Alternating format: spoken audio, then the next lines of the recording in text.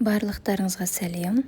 Осындай әдемі пакетті жасауды үйренгіңіз келсе, видеоны соңына дейін қараңыз.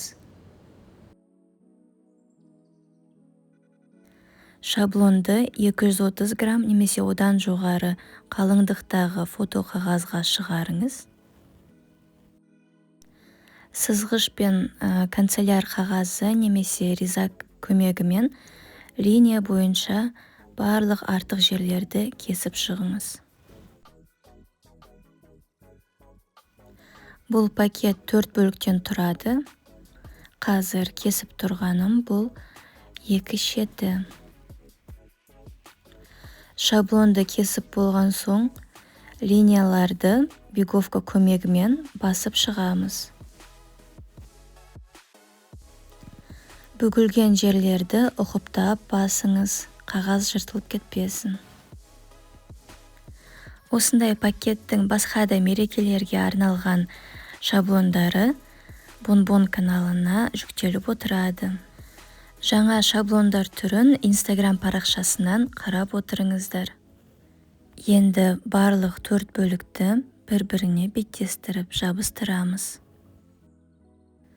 Әр бөліктің шет жағында ақ жерлер бар. Дәл сол жерге желім жағасыз немесе 2 жақты скотчпен жабыстырып шықсаңыз болады. Жұмыстарыңызды әрқашан ұқыпты жасауға тырысыңыз. Жақсылап тұрып жабыстырыңыз.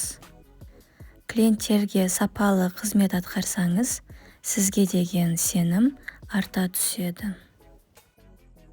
Пакеттің барлық шеттері жабысқан соң, ең соңында түбін жабыстырамыз. Және бұл пакеттің іш жағынан жабысатын бөлігі бар.